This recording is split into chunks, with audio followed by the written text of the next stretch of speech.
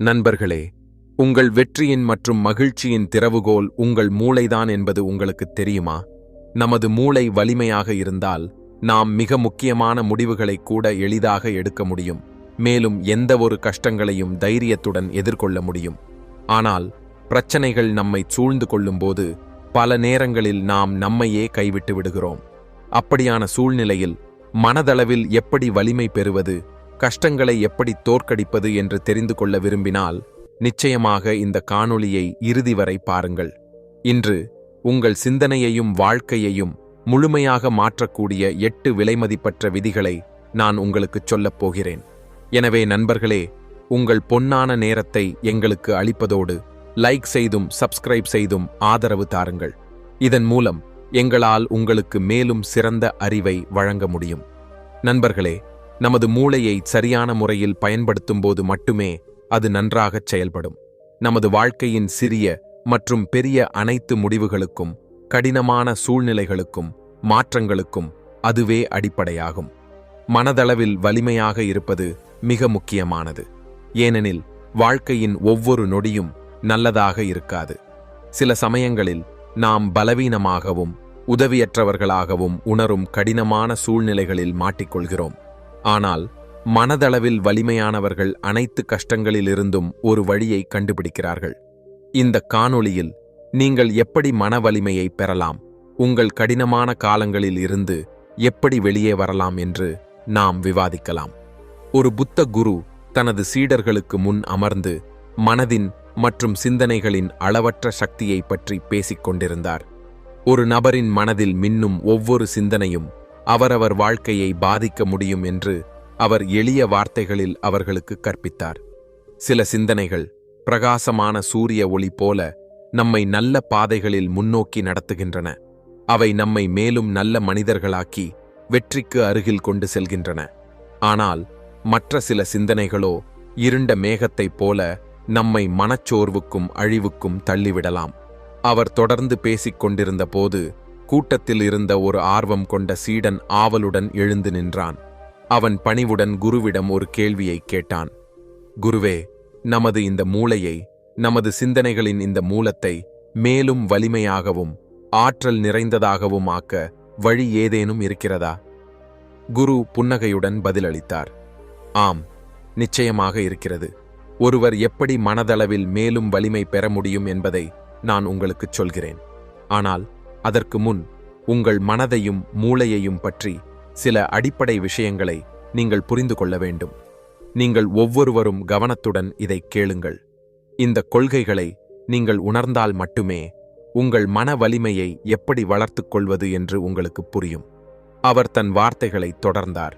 நாம் எந்த ஒரு விஷயம் குறித்தோ அல்லது காரியம் குறித்தோ சிந்திக்கும்போது அந்த சிந்தனையின் முதல் தோற்றம் நமது மூளையில்தான் நடக்கிறது. ஒரு விதை மண்ணில் முளைப்பது போல ஒரு சிந்தனை நமது மூளையில் வடிவம் கொள்கிறது. பின்னர் ஒரு நதி அதன் மூலத்திலிருந்து பாய்ந்து முன்னோக்கிச் செல்வது போல அந்த சிந்தனை நமது உடல் முழுவதும் பரவுகிறது. அதற்கேற்ப நமது உடலும் பிரதிபலிக்கிறது. ஒரு உதாரணத்தை கவனியுங்கள். நீங்கள் துக்ககரமான அனுபவங்களைப் பற்றியோ அல்லது இழப்புகளைப் பற்றியோ மீண்டும் மீண்டும் நினைத்து சிந்தித்துக் கொண்டிருந்தால் உங்கள் உடல் மெதுவாக ஆற்றலை இழந்து பலவீனமடையும். உங்கள் அசைவுகள் மந்தமாகிவிடும்.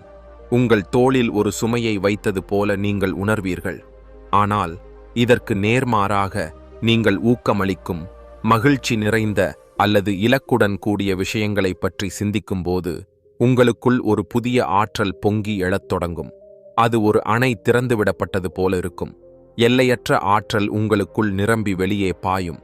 நீங்கள் உற்சாகமாக உணர்வது மட்டுமல்லாமல் அந்த ஆற்றல் உங்கள் முகத்திலும் உடலிலும் வெளிப்படும். உங்கள் அசைவுகளில் ஒரு உற்சாகத்தை காண முடியும். உங்கள் உடலுக்கு ஒரு புதிய விழிப்புணர்வும் வலிமையும் கிடைக்கும். அதனால்தான் நான் சொன்னேன், நமது உடல் முழுவதுமாக நமது மனதில் எழும் சிந்தனைகளை சார்ந்துள்ளது. குரு தொடர்ந்தார். இதுவரை நான் சொன்ன விஷயங்களை கவனித்ததன் மூலம் நமது மனமும் மூளையும் எவ்வளவு சக்தி வாய்ந்தது என்பதை நீங்கள் புரிந்து கொண்டிருப்பீர்கள். இப்போது மனதளவில் எப்படி வலிமை பெறுவது என்பதை நான் விளக்கப் போகிறேன். நான் உங்களுக்கு 8 முக்கியமான வழிகளைச் சொல்லப் போகிறேன். இவற்றை நீங்கள் வாழ்க்கையில் பின்பற்றி உங்கள் சிந்தனைகளின் ஒரு பகுதியாக மாற்றினால் நான் முன்பு சொன்னது போலவே உங்கள் உடலும் அதே வழியில் பிரதிபலிக்கத் தொடங்கும். நீங்கள் துக்கப்படும்போது உங்கள் உடல் பலவீனமடைந்து ஆற்றலை இழக்கும். ஆனால் மகிழ்ச்சியாக இருக்கும்போது உங்கள் உடலில் ஆற்றல் நிரம்பும். இந்த 8 வழிகளையும் நீங்கள் பழக்கப்படுத்தி உங்கள் சிந்தனைகளுக்குள் கொண்டு வந்தால் உங்கள் மூளையும் உடலும் முழுவதுமாக வலிமையாகவும் உற்சாகத்துடனும் மாறும். நீங்கள் மனதளவில் வலிமை உள்ளவராக இருக்கும்போது எந்த கடினமான சூழ்நிலையையும் எளிதில் எதிர்கொள்ள முடியும். குரு எல்லோரையும் பார்த்து ஒரு கேள்வியை கேட்டார். சூரியன் எந்த திசையில் இருந்து உதிக்கிறது என்று சொல்லுங்கள். எல்லா சீடர்களும் ஒரே குரலில் பதிலளித்தார்கள், குருவே, சூரியன் கிழக்கிலிருந்து உதிக்கிறது. அப்போது குரு கேட்டார், நான் சொல்கிறேன், சூரியன் இனி மேற்கிலிருந்து உதிக்கப் போகிறது என்று. இது சாத்தியமா? சீடர்கள் உறுதியாகச் சொன்னார்கள், நிச்சயமாக இல்லை குருவே. சூரியன் கிழக்கிலிருந்து மட்டுமே உதிக்கும். அதன் திசையை நம்மால் மாற்ற முடியாது. குரு தொடர்ந்தார், இப்போது மழைக்காலம் என்று வைத்துக்கொள்வோம். நான் சொல்கிறேன், மழை இப்போதே நின்றுவிடும் என்று. அது நடக்குமா? சீடர்கள் பதிலளித்தார்கள், இல்லை குருவே. காலநிலை மாறினால் மட்டுமே மழை நிற்கும். நமது வார்த்தையால் அதை நிறுத்த முடியாது. அப்போது குரு புன்னகையுடன் கூறினார், இதுதான் முதல் பாடம். உங்கள் கட்டுப்பாட்டுக்கு அப்பாற்பட்ட விஷயங்களைப் பற்றி கவலைப்படுவதை நிறுத்துங்கள். உங்கள் நேரத்தையும் ஆற்றலையும் மாற்றக்கூடிய விஷயங்களில் மட்டுமே செலவிடுங்கள். குரு கேட்டார், குளிர்காலத்தில் வெப்பத்தை உணரத் தொடங்கினால் அது சாத்தியமா என்று நான் கேட்டால்? சீடர்கள் பதிலளித்தார்கள், குருவே, அது ஒருபோதும் நடக்காது. குளிர்காலத்தில் வெப்பமும் கோடையில் குளிரும் ஏற்படுவது இயற்கை விதிகளுக்கு எதிரானது. இவை அனைத்தும் நமது கட்டுப்பாட்டில் இல்லாத இயற்கையை சார்ந்துள்ளது. குரு புன்னகையுடன் சொன்னார், நீங்கள் சொன்னது சரிதான். அதேபோல நமது கட்டுப்பாட்டில் இல்லாத விஷயங்களைப் பற்றியோ அல்லது நடந்து முடிந்த சம்பவங்களைப் பற்றியோ நினைத்து கவலைப்படுவதில் எந்த பயனும் இல்லை. நடந்த விஷயங்களை நம்மால் மாற்ற முடியாது. சீடர்கள் ஒரே குரலில் சொன்னார்கள், இல்லை குருவே, ஒருபோதும் சாத்தியமில்லை. குரு மேலும் விளக்கினார், நீங்கள் அந்த கடந்து போன விஷயங்களைப் பற்றி நினைத்து நினைத்து கவலைப்பட்டுக் கொண்டிருந்தால் அது உங்கள் ஆற்றலை இழக்கச் செய்யும். மேலும் உங்களை எப்போதும் அமைதியற்றவர்களாக வைத்திருக்கும். அதனால் உங்கள் வாழ்க்கையில் நடந்த அனைத்தையும் மறக்க முயற்சி செய்யுங்கள். மிகச் சிறந்த வழி உங்கள் எதிர்காலத்தைப் பற்றி கவனம் செலுத்துவதுதான். உங்கள் ஆற்றலை இப்போது செய்யக்கூடிய விஷயங்களில் மட்டும் மையப்படுத்துங்கள். கௌதம புத்தரின் ஒரு உதாரணத்தை சீடர்களுக்கு அளித்து குரு சொன்னார். கௌதம புத்தர் சத்தியத்தை தேடி புறப்பட்ட போது அவர் பல வழிகளை பரிசோதித்தார், பல ஆச்சாரங்களை கடைபிடித்தார். ஆனால் அவற்றிலிருந்து அவரால் எதையும் பெற முடியவில்லை. அவரது உடல் பலவீனமடைந்து மெலிந்தது. இருந்தபோதிலும் அவரால் சத்தியத்தை கண்டுபிடிக்க முடியவில்லை. அவரது குருமார்கள் பல வழிமுறைகளை சொல்லிக் கொடுத்தார்கள், ஆனால் அவை எதுவும் பலனளிக்கவில்லை. முடிவில் அவர் ஆழ்ந்த தியானத்தில் மூழ்க முடிவு செய்தார். அவர் தியானத்தில் லயித்தபோது தான் தேடிக் கொண்டிருந்ததற்கான விடை மெதுவாக அவருக்கு கிடைக்கத் தொடங்கியது. குரு தொடர்ந்தார், தியானத்தின் மூலம் கௌதம புத்தர் தனது எல்லா சிந்தனைகளையும் வென்றார். தனது எல்லா உணர்ச்சிகளையும் கட்டுப்படுத்த அவரால் முடிந்தது. பாவத்தின் வழியையும் காம உணர்வையும் அவர் கடந்து சென்றார். இவை அனைத்தும் ஆழ்ந்த தியான நிலையில் சாத்தியமாயிற்று. நீண்ட காலம் தியான நிலையில் தொடர்ந்ததன் மூலம் அவரது மனமும் மூளையும் முழுவதுமாக அமைதியானது. இந்த அமைதியான மனமே சத்தியத்தின் பாதையில் முன்னோக்கிச் செல்ல அவருக்கு உதவியது. குரு கூறினார், நாம் தியானம் செய்யும்போது நமது மனம் நிலையானதாகவும் அமைதியானதாகவும் ஆகிறது. நாம் ஒரு விஷயத்தில் கவனம் செலுத்தும்போது நமது சிந்தனைகள் தெளிவாகி சரியான திசையில் முன்னோக்கிச் செல்ல நம்மால் முடிகிறது. அதனால் தியானத்தை உங்கள் தினசரி வழக்கத்தின் ஒரு பகுதியாக ஆக்குங்கள். அது மட்டுமல்லாமல் நாம் தியானம் செய்யும்போது நமது முழு கவனமும் அந்த ஒரு விஷயத்தில் மையப்படுத்தப்படுகிறது. நமது மனம் இங்குமங்கும் அலைந்து திரிவதில்லை. எல்லா விஷயங்களையும் தெளிவுடன் புரிந்து கொள்ள நாம் தொடங்குகிறோம். தியானம் நமது மூளையை அமைதிப்படுத்துவது மட்டுமல்லாமல் அதை பலப்படுத்துகின்ற ஒரு முக்கியமான பயிற்சியாகும். புத்த துறவிகளின் வாழ்க்கை இதற்கு ஒரு சிறந்த உதாரணம். அவர்கள் தினமும் பல மணி நேரம் தியானத்தில் மூழ்கியிருப்பதன் மூலம் அவர்களது மனதையும் மூளையையும் எப்போதும் அமைதியாக வைத்திருக்கிறார்கள். மனம் அமைதியாகும்போது சிந்தனைகள் அதிக தெளிவு பெறுகின்றன. ஒரு அமைதியான மனத்தால் மட்டுமே சரியான முடிவுகளை எடுக்கவும் எந்த பிரச்சனையையும் திறம்பட தீர்க்கவும் முடியும். தியானத்தின் மூலம் உங்கள் ஆசைகளை கூட கட்டுப்படுத்தும் திறன் உங்களுக்கு கிடைக்கும். உங்கள் விருப்பத்திற்கேற்ப உங்கள் இச்சைகளை அடக்கி வைக்க தியானம் உங்களுக்கு உதவுகிறது. எல்லா அர்த்தங்களிலும் உங்கள் மனதையும் மூளையையும் பலப்படுத்தும் ஒரு உன்னத வழியாக தியானம் உள்ளது. பின்னர் குரு மனதளவில் வலிமை பெற மூன்றாவது முக்கிய விதியை விளக்கினார். அதிகப்படியான எதிர்பார்ப்புகளை வைக்காதீர்கள். நீங்கள் இந்த உலகிற்கு உங்கள் சொந்த விருப்பப்படி வரவில்லை என்பதை அனைவரும் புரிந்து கொள்ள வேண்டும். உங்கள் முற்பிறவி கர்மங்களின் பலனாகவே நீங்கள் ஒரு கர்ப்பப்பையை தேர்ந்தெடுத்தீர்கள். ஆனால் ஒரு மனிதன் பிறந்த பிறகு வாழ்க்கையில் என்ன செய்ய வேண்டும், என்ன செய்யக்கூடாது என்பதை அவன் விரைவாக மறந்துவிடுகிறான். அவன் உலகின் மாயையில் சிக்கி தனது உண்மையான இருப்பு, தனிப்பட்ட அடையாளம், சமூகத்தில் நிலை போன்றவற்றை இழக்கிறான். இதனால்தான் அவன் மற்றவர்களிடமிருந்து நிறைய எதிர்பார்க்கத் தொடங்குகிறான். ஒரு தனிநபரிடமிருந்தோ அல்லது ஒரு பொருளிடமிருந்தோ உங்களுக்கு எவ்வளவு அதிக எதிர்பார்ப்பு இருக்கிறதோ அவ்வளவு துக்கத்தை நீங்கள் அவர்களிடமிருந்து அனுபவிக்க நேரிடும் என்று குரு விளக்கினார். யாராவது உங்கள் எதிர்பார்ப்புகளுக்கு ஏற்றவாறு உயரவில்லை என்றால் அதிகம் வேதனைப்படுபவர் நீங்கள்தான். ஏனெனில் ஒரு எதிர்பார்ப்பு உடையும்போது ஏற்படும் வலி மிகவும் ஆழமானது. அதனால் இந்த உலகில் ஒரு தனிநபரிடமிருந்தோ அல்லது ஒரு பொருளிடமிருந்தோ அதிகப்படியான எதிர்பார்ப்புகளை வைக்க வேண்டாம். அதுவே உங்கள் மிகப்பெரிய பிரச்சனை. அங்குதான் மன அமைதிக்கும் வலிமைக்கும் ஒரு அடித்தளம் உருவாகிறது. அப்போது ஒரு சீடன் எழுந்து குருவிடம் கேட்டான், ஐயனே குருதேவா, எதிர்பார்ப்புகள் இல்லாமல் எப்படி வாழ்க்கை வாழ முடியும்? நாம் அனைவருக்கும் மனதில் சில இலக்குகளும் ஆசைகளும் இருக்கின்றன. இதைச் செய்ய வேண்டும், இதை அடைய வேண்டும் என்ற எண்ணம் அனைவருக்கும் உண்டு.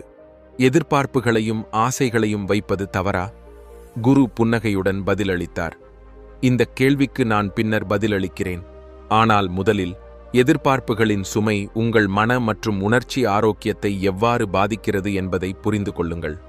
சீடர்களின் கேள்வியை கேட்ட பிறகு குரு சொன்னார், எதிர்பார்ப்புகள் இல்லாமல் வாழ்க்கை நடத்துவது கடினம்தான். ஆனால் சரியான வகையான எதிர்பார்ப்புகள் மட்டுமே உங்களை வெற்றிக்கு இட்டுச் செல்லும். குரு விளக்கினார், ஏதாவது ஒன்றை அடைய வேண்டும் என்ற ஆசை, பெரிய ஒருவராக திகழ வேண்டும் என்ற ஆசை உங்களுக்குள் இருந்து வர வேண்டும். அது வேறொரு நபரையோ ஒரு பொருளையோ அல்லது ஒரு சூழ்நிலையையோ சார்ந்திருக்கக்கூடாது. மற்றவர்களிடமிருந்து அதிகப்படியான எதிர்பார்ப்புகளை வைக்கக்கூடாது என்றுதான் நான் சொல்கிறேன். உங்கள் நண்பன் எப்போதும் உங்களுடன் இருப்பான் என்றோ, நீங்கள் விரும்புவது எல்லாவற்றையும் அவன் உங்களுக்காகச் செய்வான் என்றோ நீங்கள் நம்பினால் இந்த எதிர்பார்ப்புகள் உங்களை பந்தங்களுக்கும் துக்கத்திற்கும் இட்டுச் செல்லும். உங்களிடமிருந்து மட்டுமே எதிர்பார்க்க கற்றுக்கொள்ளுங்கள். நீங்கள் உங்களிடமிருந்து எதிர்பார்க்கிறீர்கள், அது நிறைவேறவில்லை என்றால் நிச்சயமாக துக்கம் உண்டாகும். ஆனால் அந்த துக்கம் குறைவாக இருக்கும். ஆனால் நீங்கள் மற்றவர்களிடமிருந்து எதிர்பார்க்கிறீர்கள், அது நிறைவேறவில்லை என்றால் அது ஆழமான துக்கத்திற்கு காரணமாகும். இது பெற்றோர்களுக்கும் குழந்தைகளுக்கும் சமமாக பொருந்தும். பெற்றோர்கள் பெரும்பாலும் தங்கள் நிறைவேறாத கனவுகளின் சுமையை குழந்தைகளின் மீது சுமத்துகிறார்கள் என்று குரு தீவிரமாக கூறினார். அவர்களால் அடைய முடியாததை அவர்களின் குழந்தைகள் அடைய வேண்டும் என்று அவர்கள் விரும்புகிறார்கள். குழந்தைகள் இந்த எதிர்பார்ப்புகளின் சுமையில் நசுங்கி தங்கள் சுதந்திரத்தை இழக்க நேரிடுகிறது. அதனால்தான் உங்கள் கனவுகளின் மற்றும் எதிர்பார்ப்புகளின் சுமையை குழந்தைகளின் மீது வைக்க வேண்டாம் என்று நான் எல்லோரிடமும் சொல்கிறேன். அவர்களின் சொந்த வழியை தேர்ந்தெடுக்க அனுமதிக்க வேண்டும். பின்னர் குரு மனதளவில் வலிமை பெறுவதற்கான 4வது விதியைச் சொன்னார். முதல் முயற்சியில் தோல்வியடைவதற்கு பயப்பட வேண்டாம். பயம் உங்களை ஆள அனுமதித்தால் தோல்வி உறுதி என்று குரு விளக்கினார். பயம் உங்கள் மன வலிமையையும் தன்னம்பிக்கையையும் பலவீனப்படுத்துகிறது. தன்னம்பிக்கை இழக்கத் தொடங்கினால் இலக்கை அடைவது கடினமாகிவிடும். ஒரு உதாரணத்தை கொடுத்து குரு தொடர்ந்தார். நீங்கள் வாழ்க்கையில் உங்கள் இலக்கை நோக்கி முன்னோக்கிச் செல்லும்போது, நான் தோல்வியடைந்தால் என்ன நடக்கும் என்று மீண்டும் மீண்டும் சிந்தித்துக் கொண்டிருந்தால், இந்த சிந்தனை உங்களுக்குள் பயத்தை பிறப்பிக்கும். பயத்திலிருந்து சந்தேகங்கள் தோன்றும். சந்தேகங்கள் அதிகரிக்கும்போது உங்கள் மனம் அமைதியற்றதாகி இரவில் தூக்கம் இழந்து அமைதியின்மை அதிகரிக்கும். பயம் உங்களை தோல்விக்கு தள்ளிவிடும் என்று குரு வலியுறுத்தி கூறினார். உங்கள் இலக்கை அடைய நீங்கள் ஒவ்வொரு அடி எடுத்து வைக்கும்போதும் எந்த ஒரு சந்தேகத்தையும் அல்லது தவறான சிந்தனையையும் உங்கள் மனதில் நுழைய அனுமதிக்காதீர்கள். உங்களை நீங்களே நம்புங்கள். நீங்கள் ஒருமுறை தோல்வியடைந்தால் மீண்டும் முயற்சியுங்கள். தோல்வி முடிவல்ல, மாறாக வெற்றிக்கான முதல் படியாகும். குரு சீடர்களிடம் கூறினார், தோல்வியை பற்றிய சிந்தனை உங்கள் மனதில் வரும்போதெல்லாம் உங்களுக்கு மேலும் பயம் தோன்ற ஆரம்பிக்கும். இந்த பயம் உங்களை இலக்கிலிருந்து தடுக்கும். எனவே வாழ்க்கையில் உங்கள் இலக்கை அடைய நீங்கள் காலடி எடுத்து வைக்கும்போது உங்கள் மனதில் ஒரு சந்தேகத்தையும் வைக்காதீர்கள். உங்கள் வேலையில் மட்டுமே கவனம் செலுத்துங்கள். நீங்கள் முழுமையான அர்ப்பணிப்பு உணர்வுடனும் கவனத்துடனும் செயல்படும்போது பயம் தானாகவே இல்லாமல் போகும். குரு மேலும் விளக்கினார், நீங்கள் உங்கள் வேலையில் முழுமையாக மூழ்கும்போது உங்கள் மனம் இலக்கை நோக்கி மட்டுமே கவனம் செலுத்தும். பயத்திற்கு அங்கு இடமே இருக்காது. பயம் இல்லாமல் போனதும் வெற்றி நிச்சயமாக உங்கள் பாதங்களை தொடும். இதற்கு பிறகு குரு மனதளவில் வலிமை பெறுவதற்கான 5வது விதியை கற்பித்தார். ஒருபோதும் உங்களை நீங்களே குறை சொல்லாதீர்கள். குரு தீவிரமாக விளக்கினார், ஒரு நபர் வாழ்க்கையில் எவ்வளவு அதிகமான கஷ்டங்களை சகிக்கிறாரோ அவ்வளவு வலிமையானவர் ஆகிறார். அவர் மேலும் வலிமை பெறும்போது மேலும் வெற்றி அடைகிறார். ஒரு உதாரணத்தை கொடுத்து குரு சீடர்களிடம் ஒரு கேள்வியை கேட்டார். ஒரு மாமரத்தில் யானை, குரங்கு, அணில், சிங்கம் இவற்றில் யார் முதலில் ஏறுவார்கள்? அனைவரும் ஒரே போல பதிலளித்தார்கள், முதலில் அணிலும் குரங்கும் தான் ஏறும். மிகச் சரிதான். ஏனெனில் யானையாலும் சிங்கத்தாலும் ஒரு மரத்தில் ஏற முடியாது. இதன் பொருள் யானையும் சிங்கமும் பலவீனமானவை என்பதல்ல. ஒவ்வொரு தனிநபரும், ஒவ்வொரு உயிரினமும் அதன் சொந்த திறன்களுக்கும் இயல்புக்கும் ஏற்பவே செயல்படுகிறது. அதேபோல உங்களுக்கு ஏதாவது ஒரு வேலையை செய்ய முடியவில்லை என்றாலோ அல்லது உங்களை விட வேறு யாராவது அதை நன்றாகச் செய்திருந்தாலோ அதன் பொருள் நீங்கள் பலவீனமானவர் என்பதல்ல. நீங்கள் வேறு ஏதாவது ஒரு விஷயத்தில் அதிக திறமை கொண்டவராக இருக்கலாம் என்பதன் குறிப்பு மட்டும்தான் அது. உங்களை நீங்களே குறை கூறுவதற்கு பதிலாக உங்கள் திறமைகளை அடையாளம் கண்டு முன்னோக்கிச் செல்ல வேண்டும் என்று குரு முடிவில் அறிவுறுத்தினார். குரு தொடர்ந்தார், மனதளவில் வலுவாக இருக்க 6வது விதி உங்கள் ஆற்றலை வீணாக பாழாக்காதீர்கள் என்பதுதான். குரு தீவிரமாக விளக்கினார், நீங்கள் அனைவருக்கும் இப்போது நிறைய ஆற்றல் இருக்கிறது. ஆனால் இந்த ஆற்றல் தவறான விஷயங்களுக்கோ அல்லது தவறான நபர்களுக்கோ வீணடிக்கப்பட்டால் அது உங்களை அழிவுக்கு இட்டுச் செல்லும் என்பதை நினைவில் கொள்ளுங்கள். எனவே உங்கள் ஆற்றலை சரியான திசையில் பயன்படுத்துங்கள். முழு வலிமையுடன் உங்கள் இலக்கில் கவனம் செலுத்துங்கள். இலக்கை அடைய உங்கள் ஆற்றலை பயன்படுத்தும் போது வெற்றி உறுதி. ஆனால் ஆற்றல் சிதறத் தொடங்கினால் உங்களால் ஒருபோதும் உங்கள் இலக்கை அடைய முடியாது. பயனற்ற விஷயங்களில் உங்கள் ஆற்றலை வீணாக்குவதை தவிர்க்குமாறு குரு சீடர்களுக்கு அறிவுறுத்தினார். உங்கள் வளர்ச்சிக்கும் வெற்றிக்கும் முக்கியமான விஷயங்களில் மட்டுமே அதை பயன்படுத்துங்கள். பின்னர் குரு 7வது விதியின்பால் கவனத்தை திருப்பினார். மனதளவில் வலிமை பெறுவதற்கான 7வது விதி, எல்லோரையும் கவனியுங்கள், ஆனால் உங்கள் இதயம் விரும்புவதைச் செய்யுங்கள் என்பதுதான் என்று அவர் சொன்னார். அவர் சீடர்களுக்கு விளக்கினார், முதலாவதாக உங்களின் சொந்த திறமை என்ன என்பதை அடையாளம் காணுங்கள். உங்கள் திறமைகளைப் பற்றி உங்களுக்கு தெரிந்திருந்தால் அதற்கேற்ப மட்டுமே செயல்படுங்கள். உலகிலுள்ள இலட்சக்கணக்கான மக்கள் இந்த வேலையை உங்களால் செய்ய முடியாது என்று சொன்னாலும் அவர்களின் வார்த்தைகளை நம்பாதீர்கள். உங்கள் உடலும் மனமும் திறமையும் உங்களுடையது. உங்களைப் பற்றி அதிகம் அறிந்தவர் நீங்கள்தான், வேறு யாருமல்ல. உங்களை விட நன்றாக வேறு யாரும் உங்களை அறிய முடியாது. உங்கள் திறன் என்னவென்று உங்களுக்குத் தெரிந்தால் அதற்கேற்பச் செயல்படுங்கள் என்று குரு வலியுறுத்தினார். சில நபர்கள் ஒரு காரியத்தை வேகமாக முடிக்கும்போது மற்றவர்களுக்கு நேரம் எடுக்கும்.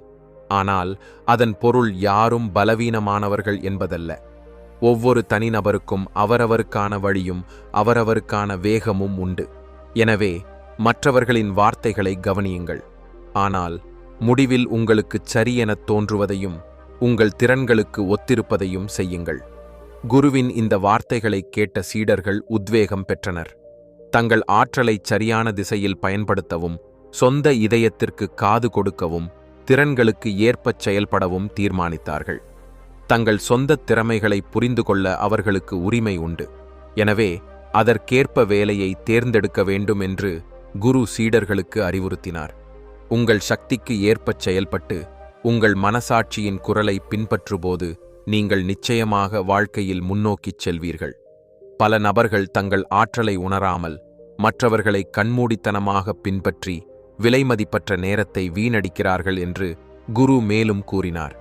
அத்தகையவர்களால் ஒருபோதும் அவர்களின் உண்மையான இலக்கை அடைய முடியாது. குரு தொடர்ந்து சொன்னார், மனதளவில் வலிமை பெறுவதற்கான 8வது விதி குறைவாக பேசுவதும் உங்கள் வேலையில் கவனம் செலுத்துவதும் தான். அளவுக்கு அதிகமாக பேசுபவர்கள் எந்த நோக்கமும் இல்லாமல் தங்கள் ஆற்றலை வீணாக்குகிறார்கள்.